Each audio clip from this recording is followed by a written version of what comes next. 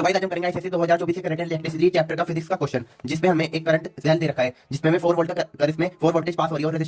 Resistance दे रखे हैं। तो हमें कह रहा है टोटल रेजिस्टेंस फाइंड करो। तो ये दोनों 10 और 6 सीरीज में है, तो ये सीरीज में हो गए तो प्लस हो जाते हैं सीरीज में सिंपली, तो ये हो गई 6 ओम इन दोनों को प्लस करके, और जो इसके नीचे है वो भी सीरीज में, तो ये भी हो जाएंगे 16 ओम। तो अब ये दोनों ऐसे हो जाएंगे कुछ यहाँ पे ऐसे, यहाँ पे भी 16, यहाँ पे भी 16, ये पैरेलल में हो गए एक टाइप से। तो रेजिस्टेंस पैरेलल की हो जाएगी इन दोनों को मल्टीप्लाई करके और 16 और 16 को प्लस करके, तो ये आ जाएगी सोल्व करके 8 ओम। ठीक है, तो ये फर्स्ट पार्ट का आंसर आ गया, इक्विवेलेंट रेजिस्टेंस आ गई इन दोनों को सोल्व करके। अब कह रहा है कैलकुलेट द करंट, तो V is equal to IR होता है ओम्स लॉ से, तो I is equal to V upon R, तो वोल्टेज दे रखी है हमें 4 और हमने रेजिस्टेंस फाइंड कर लिया 8, तो आ जाएगा आंसर 0.5 और करंट की वैल्यू होती है एम्पियर। तो थर्ड में कह रहा है state whether the current through 10 ohm resistor is greater than और लेस देन और equal to the 12 ohm resistor. तो इसका आंसर हो जाएगा रेजिस्टेंस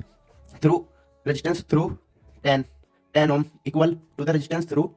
12। तो इसका रीजन है क्योंकि करंट तो हमें सेम जा रहा है ना, क्योंकि हमें पूछा है कि करंट बताओ कि लेस देन इक्वल या ग्रेटर देन है, तो ये दोनों में सेम होगा क्योंकि करंट